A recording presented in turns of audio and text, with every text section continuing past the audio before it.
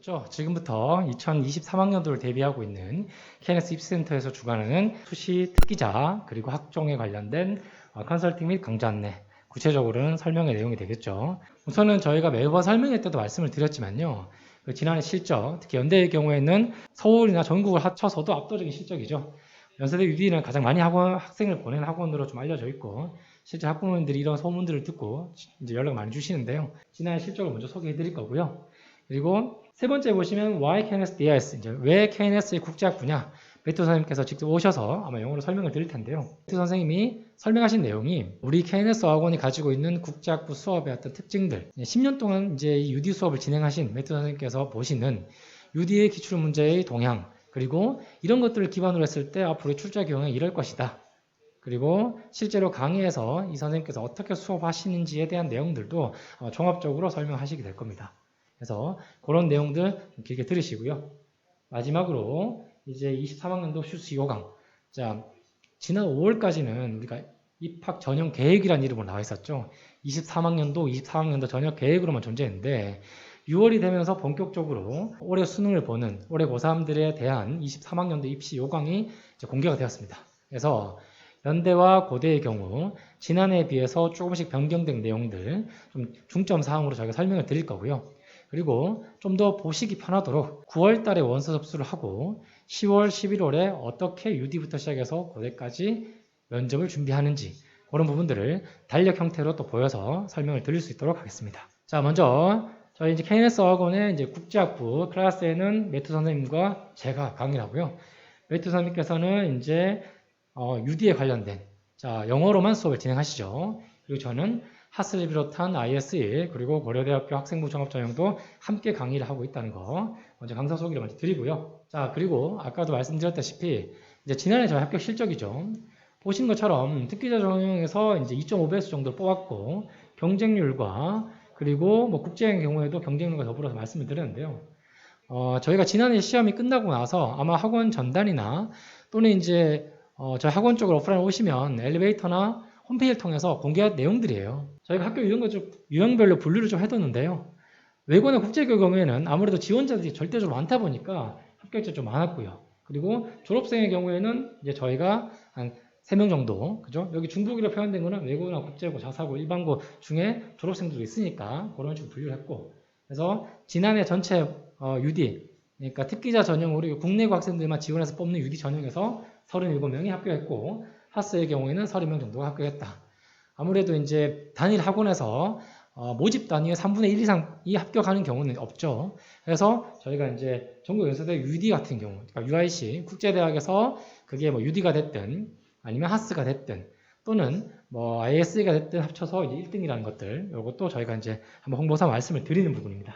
자, 이제는 본격적으로 지금부터 매튜 선생님 모시고요. 학부모님들이 가장 기대하시는 자, 그렇다면 왜 KNS에서 UD, 우리가 영어로 지문이 나오고 영어로 면접 보게 되는 연세대학교 국제학부의 특기자 전형, 이걸 왜 준비해야 되는지에 대해서 매튜 선생님 모시고 천천히 설명드릴 수 있도록 하겠습니다. 매튜 선생님 들어오십시오. Let me just start off by saying what the interview is. The interview is a set of complex philosophical passages where the students are asked to prepare them for 10 minutes and give a 5-minute response. It is difficult. It would be difficult for anybody to do this kind of interview. All the interview sets deal with philosophical issues. They're always about ethical philosophy, the relationship of the individual, their responsibility to themselves, the relationship between the individual and society, and global issues as well. It always asks students to talk about their opinion, their own reflective ideas, and demonstrate their background knowledge about how they're able to use these kinds of ideas. So let me start off by saying that preparing for the interview is a skill. It's learning a skill. The students need to learn how to take kind of applied situation, an applied context within which they can then apply the philosophical ideas that they're able to work with. So that is one of the first things that I really have to work on, is getting the interviewees into the thinking space, or the kind of thinking where they're able to take something very concrete and then apply more abstract ideas to those very concrete situations, and vice versa. And this is something that tends to, I do feel like this tends to be overlooked in the general education system, is this sort of interplay of ideas and applying concepts and theories to things. So it is in fact an important skill that the students need to learn how to do. And over the years, I've seen a lot of different situations. I've seen students who come into the interview process, they begin from day one, they attend every class, and they just simply work really hard to pass the interview and be successful. They never give a perfect answer. There's always, some issues, but they just work at it, get the skill down, and are finally at the end able to produce a good response. I've seen people come in who are highly fluent, who just can't seem to organize their thoughts, or feel like they don't know how to use their background knowledge, and not be successful.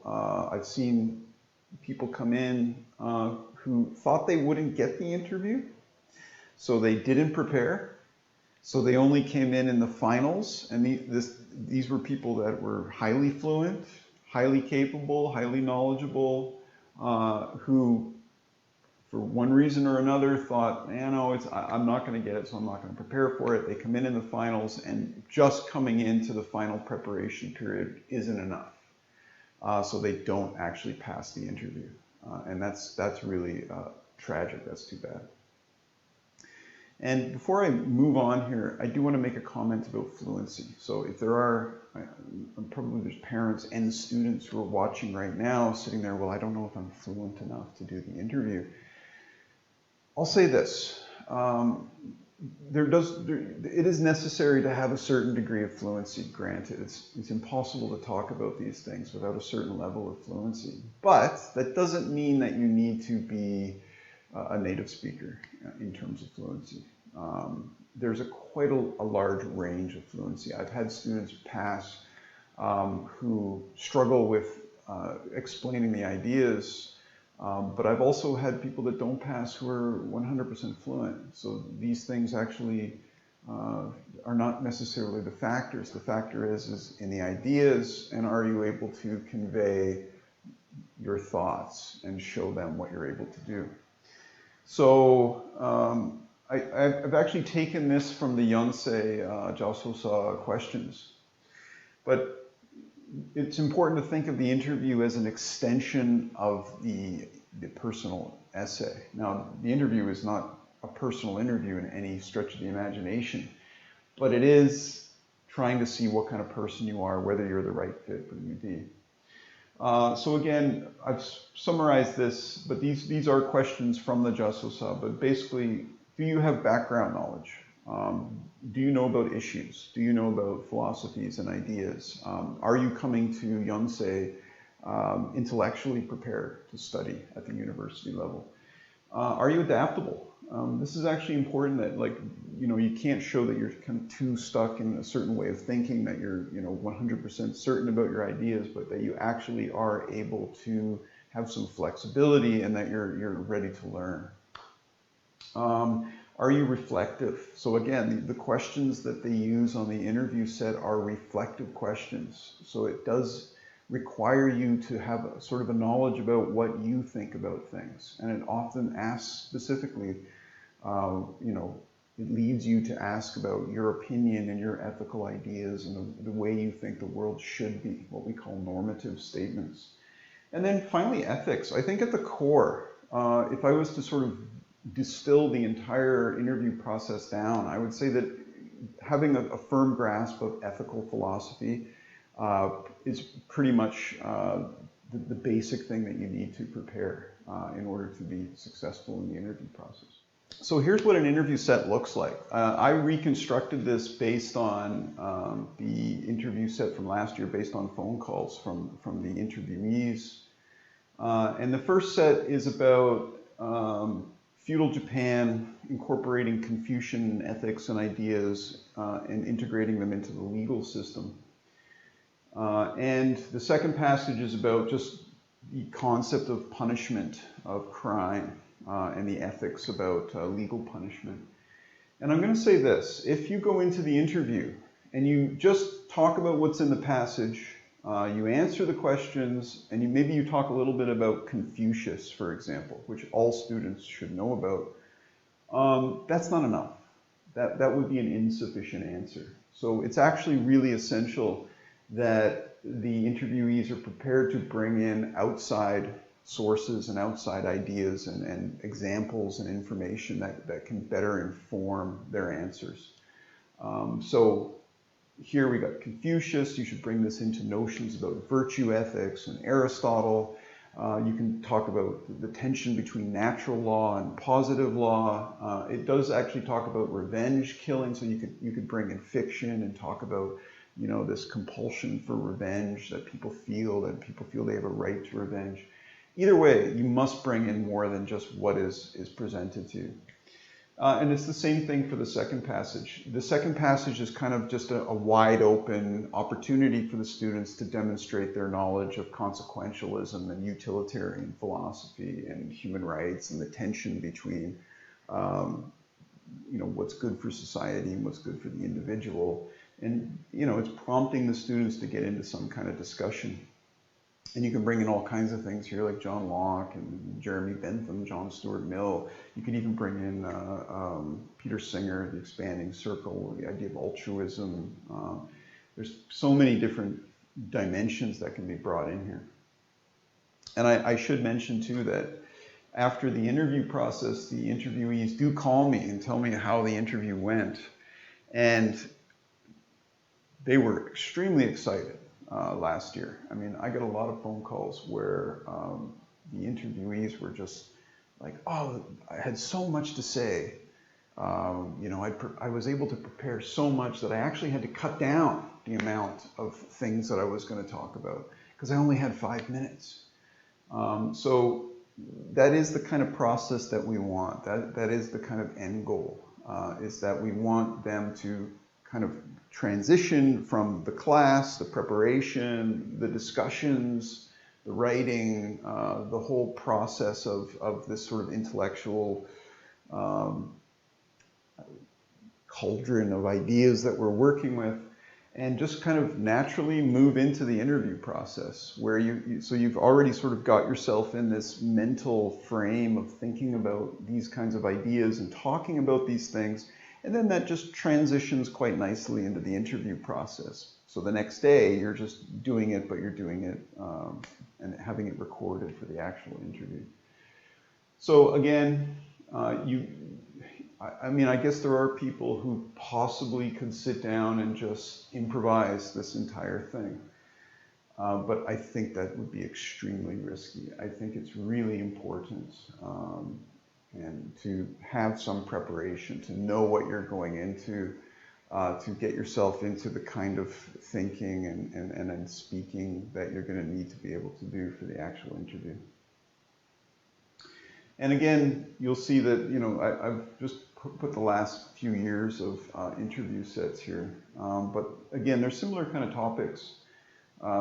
Child sacrifice in ancient Peru with Peter Singer. And Peter Singer comes up in multiple interview sets. Aristotle, a natural hierarchy, and you can see how Aristotle connects to Confucius in the previous thing. So Aristotle, Confucian, virtue ethics, these come up. Edward Bernays' propaganda has come up multiple times as well, which again is an ethical kind of issue. It's just about using the media to manipulate people. And then you can also see that on occasion there is actual fiction. So I do try to bring in some fiction as well. And I also encourage people to use fiction in their interview responses. One of the students who passed last year, just straight out passed, she was using Shakespeare I think she was using Macbeth or Hamlet or something as an example about revenge and talking about revenge. So yeah, there's a whole wide range of things you can bring in here, and I think as long as you're demonstrating a kind of broad knowledge set, then it works really well. So just a quick overview of the class. What we do is we do have some lecture component. The lecture component is important, and I do think it's also very valuable to have it in English. So being as the person doing these lectures for the UD over the years, first of all, it's activating all these philosophies that the students have learned about already.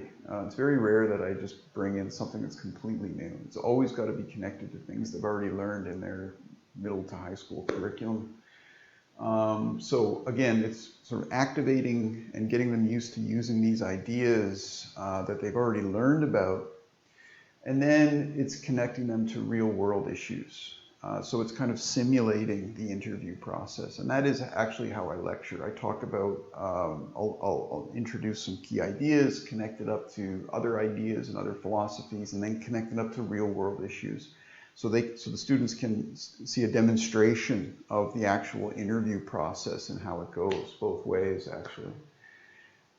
And second of all, and I think, and this is another thing that I would say is an advantage, is that I'm used to talking about these kinds of subjects in the way that the interviewers want them to talk about it. So it is a kind of modeling in a sense as well. So it gives them a kind of sense of, so this is how I talk about these kinds of things, because oftentimes they haven't really had the opportunity to give this kind of academic or philosophical discourse. So to actually hear it gets them used to the way they should talk about these things.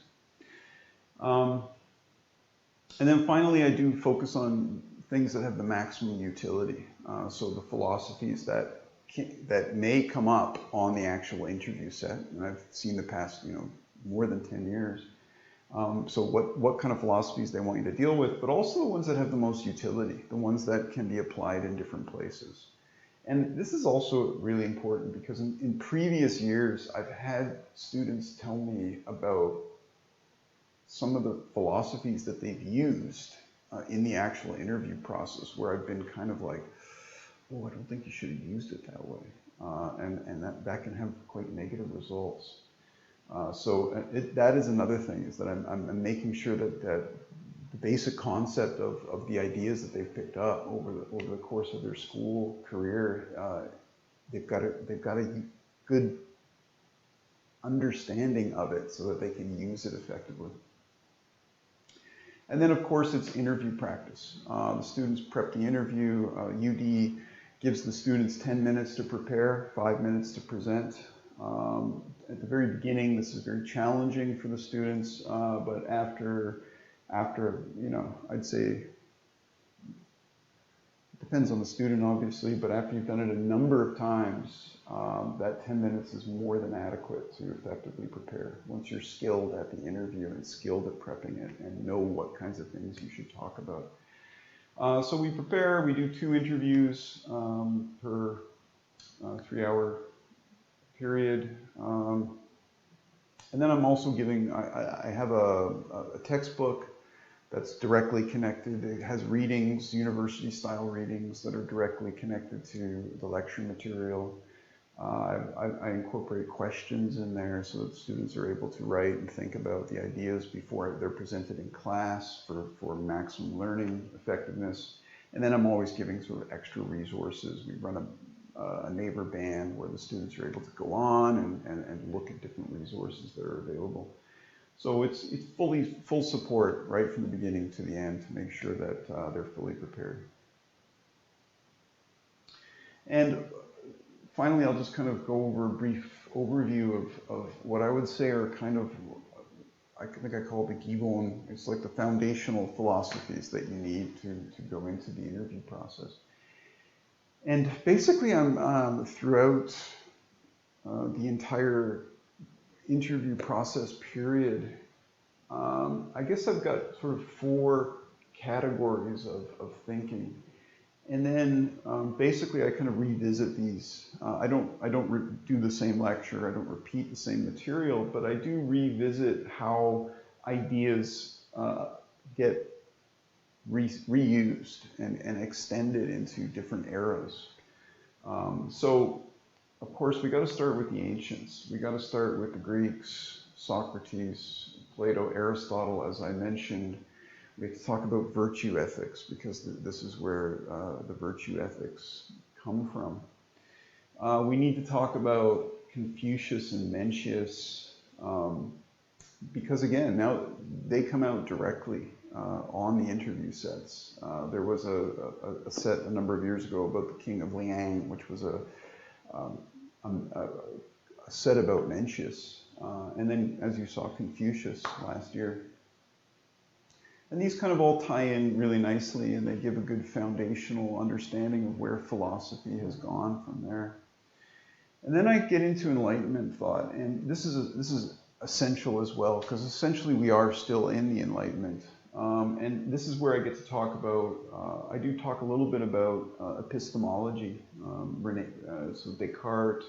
I talk about Aristotelian epistemology as well, just about how do we know things, because that actually came up a number of years ago. I think it was actually even on the same set as the King of Liang. They brought this passage from 1984 where it talked about whether Winston Smith knows what is real or not real, that kind of thing. So students do at least need to be prepared to talk about epistemology to some extent.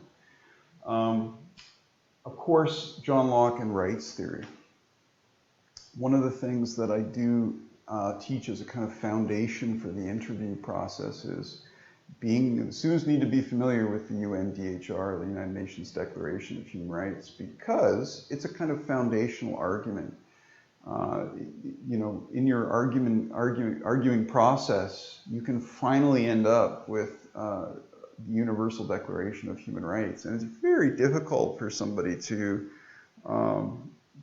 critique that as a kind of foundational argument. So I do talk about rights theory, but also the tension that we do see with things like consequentialism and society.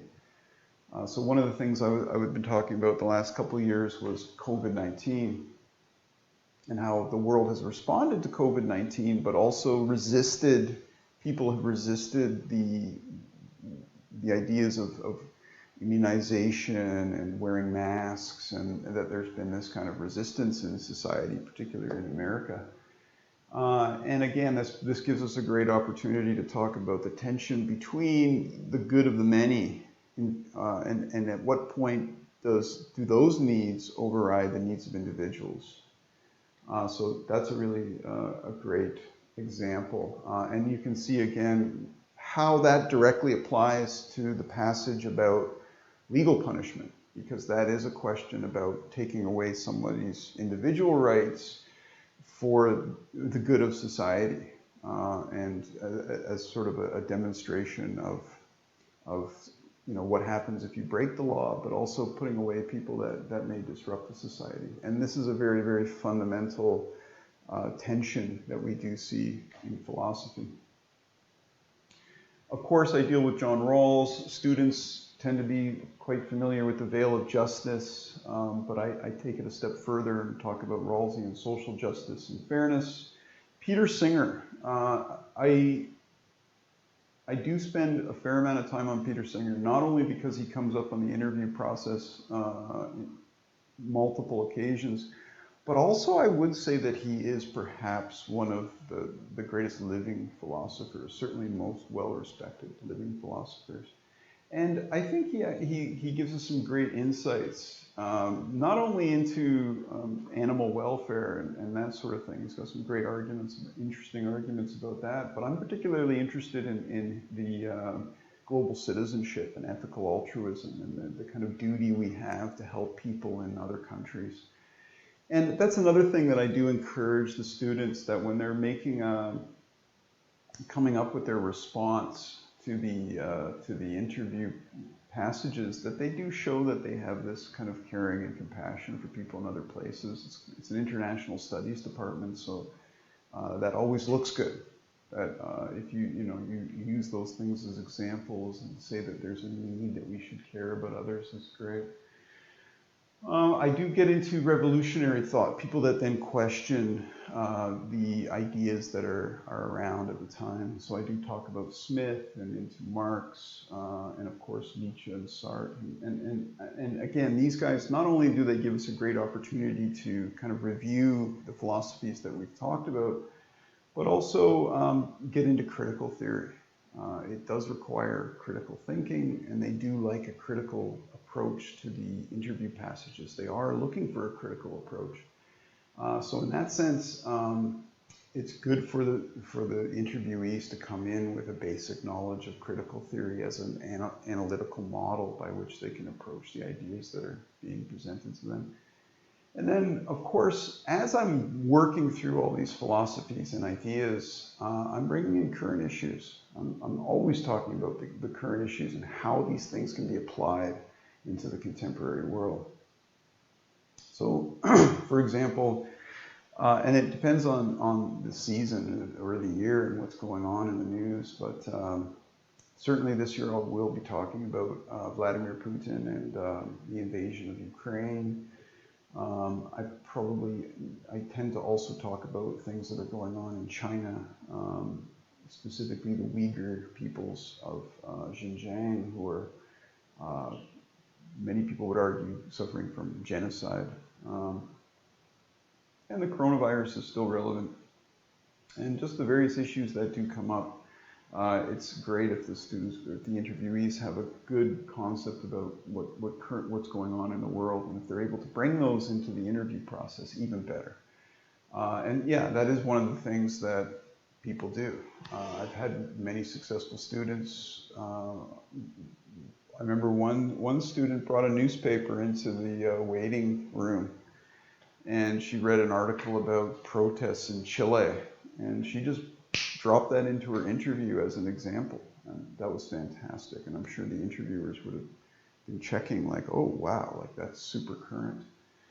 So again, yeah, I really want to get some current issues in there to use as evidence and examples, because that is something that I drill a lot, that your evidence and your examples can really cement your interview response. So if you all are out there right now wondering what to do, how to prepare, because it's still, it's June, you may get busy with other things. I think it is important to consider what your ideas are about things and come up with normative statements, the way the world should be. I think this should be like this because. Make sure you're comfortable with the philosophies. That doesn't mean that, you need to have a thorough knowledge of philosophy. It doesn't. In the classes, I'm able to sort of lay these things out in a very straightforward manner to make sense of it. But go back and look at the basic philosophical and ethical principles that you've learned in school and get familiar with them again, because they're extremely useful, almost, I would say, necessary.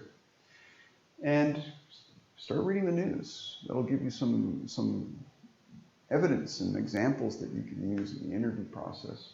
And then I would say try previous interview sets. They are available online. I do run them through the students, so they actually get to experience previous sets that have been done.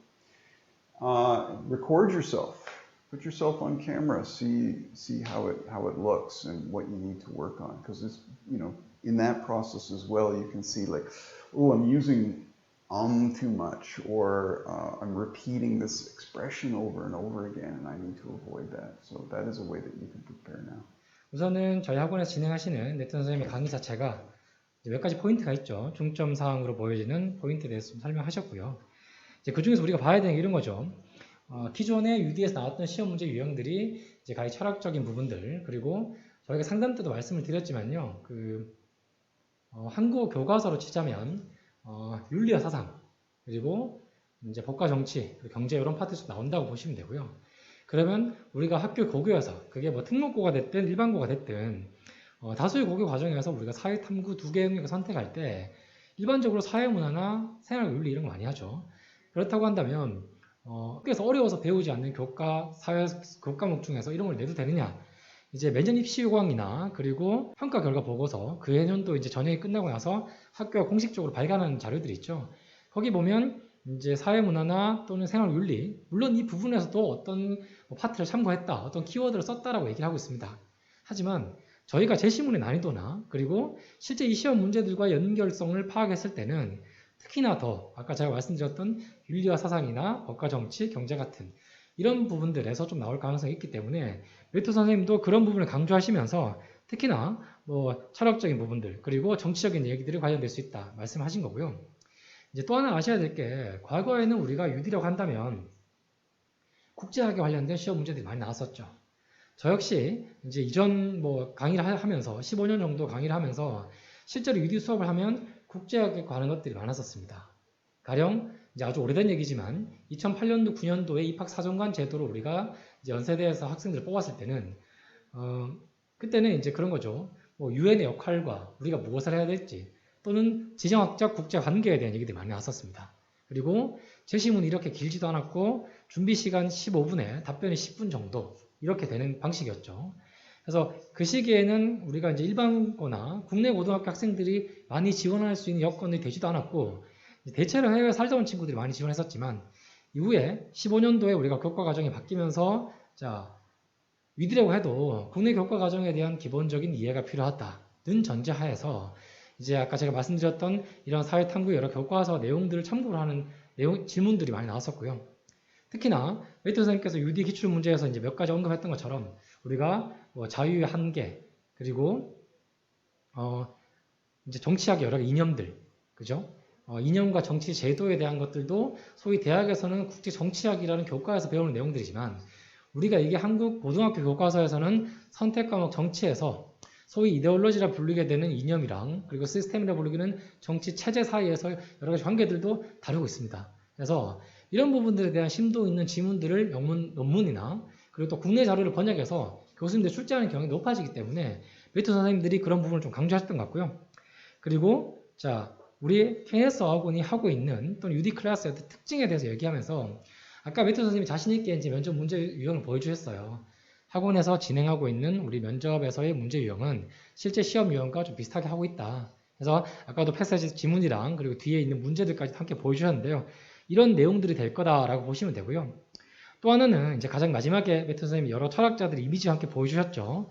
이제 고대 철학자 그리고 계몽주의 철학자들 그 밖에 우리가 자유주의와 그리고 혁명적 사상들에 대해서 얘기하시면서 최근에 논란이 되고 있는 뭐 정의론과 그리고 롤스의 로 같은 로직에 대한 얘기도 많이 나왔었죠 시험에서. 그래서 이런 부분들도 다루고 있다.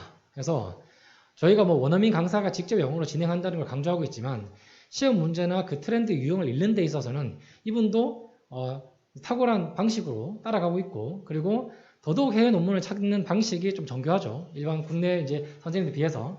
그래서 그런 부분이 저희 KNS 학원이 가지고 있는 강점 중에 하나다라고 보시면 되고요. 그래서 지금 보시는 것처럼 매튜 선생님이 마지막 슬라이드에서 얘기하셨던 것처럼 학생들이 무엇을 생각해야 되고 그리고 지문으로부터 무엇을 발췌해야 되고 이것을 어떻게 조리 있게 말할 수 있는지에 대한 것을 학원에서 잘 준비시켜 주는 게 저희 이제 강좌의 특징이라고 보시면 되고요. 또 나중에 뒤이어 설명을 드리겠지만 본격적으로 저희가 UD를 수업을 진행한다 하더라도 과거처럼 뭐 5월달부터 준비한다거나 3월부터 준비해서 긴 시간 동안을 준비할 수는 없습니다.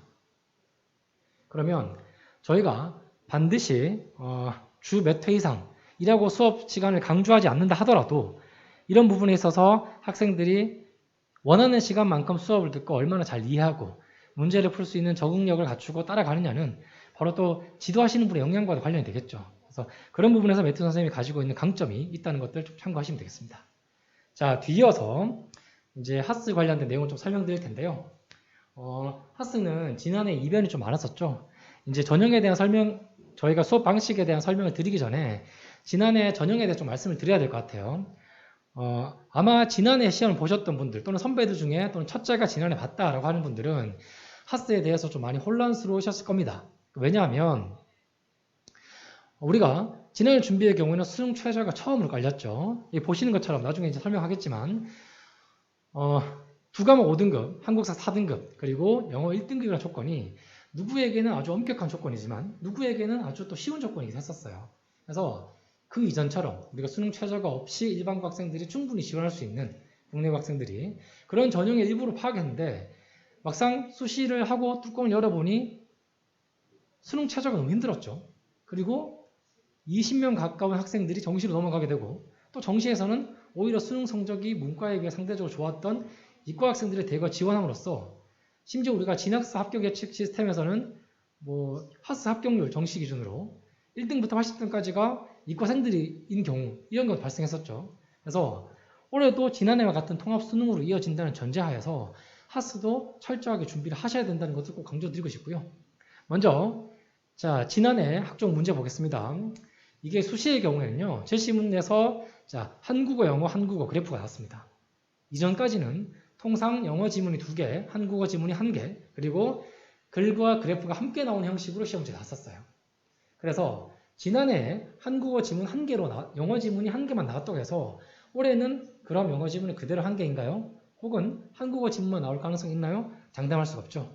자, 제가 이번 설명을 준비하면서 연세대에 문의도 드렸고 입시요강도 확인했습니다. 입시요강에 보면 제시문이 영어로 나올 수 있음 이렇게 되어 있어요. 그렇다고 한다면 지난해와 동일하게 영어 지문이 반드시 포함된다는 건 필수적이고요. 그 이전과 같이 영어 지문이 2개일지 혹은 지난해처럼 1개일지는 저희가 알 수 없는 부분입니다. 자, 이거는 역시 입학처에 제가 아니라 그 누가 물어보셔도 같은 맥락으로 보시면 될 것 같아요. 그래서 저희가 이제 학종 면접반으로서 매주 수업 때마다 이런 텍스트를 가지고 있는 책자 형태의 자료가 나갑니다. 수업 때마다 나간다는 거죠. 그래서 기출 문제가 좀 일치했다. 이런 의미에서 말씀을 드리는 거고요. 그리고 저희가 교재가 지금 볼륨 6이라고 되어 있죠. 이게 6번째 수업에서 나간 자료입니다. 그래서 수업 자료, 실제 유형에 맞춰서 저희가 진행하고 있고요. 그래서 면접 연습뿐만 아니라 수업 때 제가 직접 진행하는 강의에서도 이런 자료를 다루고 저 역시도 영어 지문에 대해서는 영어로 설명을 하겠죠. 혹은 이런 영어 단어들에 대한 풀이나 또는 어떤 출제 포인트에 대해서도 제가 직접 만든 문제이기 때문에 설명을 다 해드린다는 거 참고하시면 되고요. 그리고 저희는 중요한 게 이런 거죠. 몇 명의 학생이 듣느냐가 중요한 게 아니라 어떻게 관리되고 있냐가 중요하죠. 그래서 학생이 많든 적든 저희가 철저하게 어떤 포맷을 잘 따르냐, 그리고 기계적인 기술적인 답변 형식을 잘 맞췄냐 이런 부분들에서 점수화시켜서 관리를 하고 있다는 부분들 한 번 더 강조를 드립니다. 그래서 이제 결국에는 지난 합격 실적 제가 말씀드렸던 이제 부분이죠. 저희 학원에서도 홍보가 되어 있고 전단으로 나왔던 것들, 이제 서울대를 비롯한 주요 대학들의 어떤 합격 실적들, 제가 아마 오늘 설명에서는 이 대부분을 말씀을 안 드릴 건데요. 이와에 대해 경우에는 보시는 것처럼 이제 특기자 전형에서는 활동 보고서, 아마 학종 미래인재 전형에서는 서류로만 평가를 하니까요. 그래서 활동 보고서를 기반으로 한 면접인데 국제학부는 영어 면접, 그리고 어학특기자나 어학특기자로 지원하게 되면 참고 면접 구분이 되어 있으나 자, 저희 특징이 뭐냐면 정규반에서는 저희가 2대반을 열진 않습니다. 왜? 서류 기반 면접이 되니까요. 자, 학생이 제시한 생활기록부 그리고 활동보고서를 바탕으로 7분에서 8분 사이 자, 면접본 학생들 기준으로는 7분 30초 동안 면접이 진행됐다고 합니다. 서류 기반 면접이기 때문에 1차 합격한 이후에 저희가 실제 시험 같은 환경에서 그 환경이라 말씀은 이제 수업 조교를 쓰지 않는다는 말씀으로 이해하시면 좋겠어요. 면접장에서는 이와야 되는 교수님 3명이 들어가시고요. 저희는 저를 비롯한 이제 입학사정관님이 들어가서 교수급 면접관 2명이 직접 진행한다는 게 저희 강점이라고 보시면 되고요. 그래서 이제는 파이널만 열렸음에도 불구하고 학생이 합격했다 이렇게 보시면 되고요. 자, 그러면 이제 올해 요강 특징과 주요 변경사항도 좀 몇 가지 말씀드릴 텐데요. 우선은 보시는 것처럼 연대는 올해도 111명 그리고 생명과학공학에서 10명 해서 총 124명을 모집합니다. 특기자 전형이죠. 그리고 아시는 것처럼 UD의 경우에는 1단계 서류 100%, 2단계 면접 비중이 40%라는 걸 꼭 기억하셔야 되고요. 중요한 부분, 면접 준비 시간은 8분이고요. 답변 시간은 5분입니다. 작년과 재작년 같은 내용인데 아까 매튜 선생님이 설명하신 자료 보셨겠지만 지문이 길임에도 불구하고 준비 시간은 8분밖에 안 된다는 거. 그럼 뭐죠? 영어 자체를 잘하는 게 중요한 게 아니라 영어로 주어진 제시문들을 얼마나 짧은 시간으로 5분 동안 조리 있게 표현할 수 있냐가 핵심이 될 것입니다. 그리고 학생부 종합전형의 경우에는 하스 107명, 아시아부 20명, 그리고 이과, ISE 같은 경우는 51명 뽑고요. 중요한 부분 뭐죠? 연대나, 자, 250%, 2.5배에서 뽑는다는 거고요. 8분과 5분은 맞는데 수능 최저가, 아까 제가 말씀드렸던 것처럼 두 과목 5등급에 한국 4등급, 영어 1등급. 자, 지난해에는 수능이 어려웠기 때문에 영어 1등급을 못 맞춰서 떨어진 학생들이 많았고요. 그럼 우리 아이가 정시로 준비해도 될까요? 라는 질문도 계신데, 자, 연대는 정시에 가게 되면 영어 한 등급 차이가 5점 차이 납니다. 1등급이 만점이라면 2등급은 95점이 되는 거고요. 고대의 경우는 영어 1등급 차이가 2.5점밖에 안 돼요. 영어에 대한 반영 비중이 상당히 높기 때문에 영어 등급은 무조건 잘 받아 놓으셔야 되는 거 하나 팁으로 알고 계셔야 됩니다.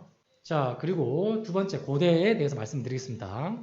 고려대의 경우에는 올해 좀 변경된 요강이 보시는 것처럼 1단계 서류 100%로 선발함에도 불구하고 학업부 수형이요 6배수를 선발합니다.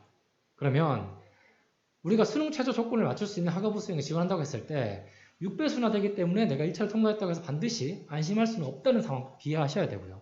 그리고 2단계에서 면접 비중은 30%밖에 안 됩니다. 연대는 40%였죠. 심지어 옆에 보시는 계열 적합형의 경우에는 면접 40%죠. 자, 그러면 서울대를 제외한 주요 대학, 연고대에서 면접 비중이 40%가 아닌 30%밖에 안 되는 대학은 바로 고려대학교 학업부 수형밖에 없습니다. 다시 말해서 수능 조건이 까다롭고 그리고 학업부 수형을 지원할 만한 자격을 갖춘 애라면 면접 비중은 그렇게 높진 않다 라는 부분들 기억하셔야 될 거고요.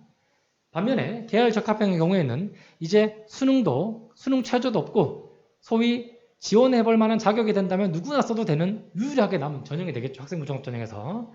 계열 적합형은 수능 최저가 없기 때문에 지난해와 마찬가지로 지원자들이 많을 거고요. 1단계 서류에서는 학업 역량, 자기개발, 인성. 활동후 수형도 학업 역량, 자기개발, 인성 있죠. 고려대학교 입시호강에 보시면 학생을 평가하는 서류 평가 지표의 5가지 영역 중에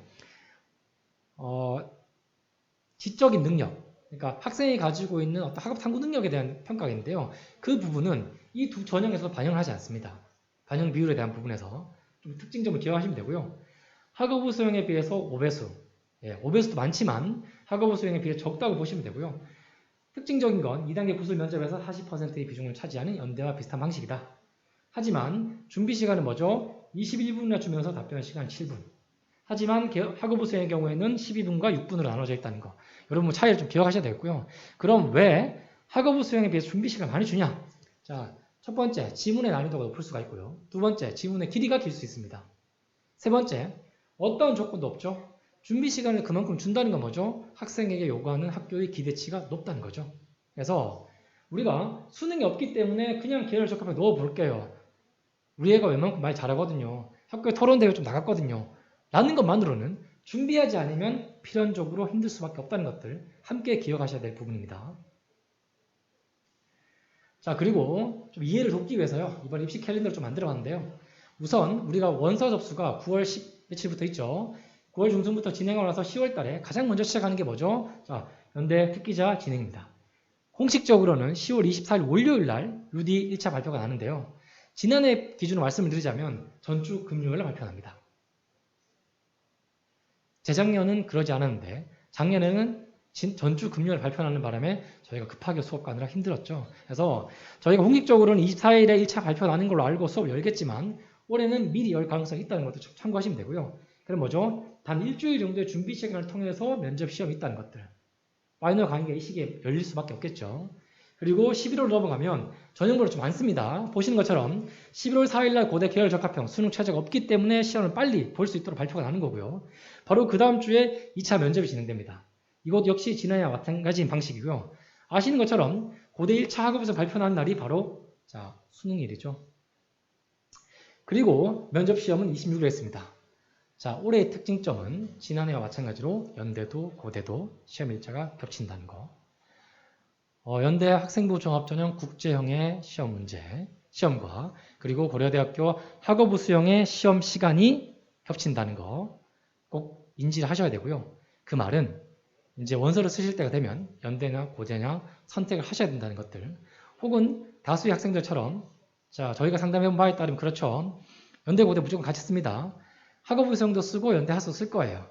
그 중에 먼저 되는 거 가죠. 네. 꼭 둘 다 붙으리라는 법은 없죠. 그죠? 붙을 수 있는 거에 가면 되고요. 그리고 이제 많은 부분 학부모니까 질문하시는 게 이게 연대는 오전이고 고대는 오후면 좀 다르지 않을까요? 라고 하시는데요. 집단 퇴실이냐 아니냐에 따라 차이가 있고요. 연대는 공개하지 않습니다. 하지만 고대는 오전 시간에 무슨 학과들을 지원하는 친구들이 시험 보고 오후에는 무슨 과를 지원하는 친구들이 시험 보는지에 대해서 요게 일목요연하게 나와 있습니다. 그래서 지금은 우리가 11월 26일 날 고대 학업부 수형과 연대 학생부 종합전형 국제형에 지원하는 학생들이 면접 일자가 같다고 해서 고민하실 상황 아니라는 것들 참고하시면 되고요. 지금 뭐죠? 자, 지난주에 모평이 6월 모평이 끝났기 때문에 남은 기간 동안 기말고사를 마무리하는 것들, 그리고 8월 30일에 있을 9월 모평, 아주 중요한 지표가 되겠죠. 이걸 어떻게 또 좋은 성적으로 끝낼 수 있을까? 이런 것들에 대한 고민을 먼저 하시는 게 중요하고요. 또 이 영상을 보신 학부모님께서는 지금 이어서 저 원장님께서 영문 자소서에 대한 설명하실 텐데요. 자, 우리 아이 원서 배치를 어떻게 할 것인가? 그리고 만약에 자기소개서를 준비해야 되는 UD를 쓴다면 영문 자소서는 아주 특이한 방식이기 때문에 그 부분에 대한 사항들도 충분히 고려하실 필요가 있다는 것들. 같은 맥락에서 이해를 하시면 되겠습니다. 자, 그래서 질문도 주셨는데요. 강좌 일정의 경우에는 저희가 UD는 정규반이 7월 23일 기말이 끝나고 나서 저희가 먼저 오후반으로 개강하고요. UD반은 자, 토요일 개강이지만 그 다음 주 수요일도 평일에 있죠. 그래서 수토반으로 좀 운영이 되고요. 수토반 다 들어야 됩니까? 아니면 토요일 하루만 들어도 돼요? 자, 선택입니다. 다만 저희가 수요일 반도 토요일 반도 강의하는 내용과 연습하는 문제는 전혀 다르고요. 그리고 학생부 종합전형의 경우에는 7월 24일, 바로 다음 일요일이죠. 같은 오후 시간에 먼저 수업을 진행합니다. 그래서 가급적이면 학생들이 기말고사 이후에 또는 한 달 뒤 앞으로 다가온 이제 9월 모평에 문제가 안 되도록 연습을 조금씩 할 수 있도록 만들어 드리고요. 그리고 추석 기간 동안 추석 특강을 진행하고 파이널은 아까 말씀드렸던 그 일정에 맞게끔 1차 발표 그날부터 우리가 2차 면접 시험 보기 전날까지 오후 2시부터 5시, 그리고 5시 반부터 9시, 또는 9시부터 12시까지 아주 줌 온라인 과정과 현장 오프라인 과정을 동시에 병행해서 아주 빡빡하게 진행하니까요. 학생들이 일종의 부담이 되지 않는 선에서 면접 연습을 잘 준비하시면 좋을 것 같습니다.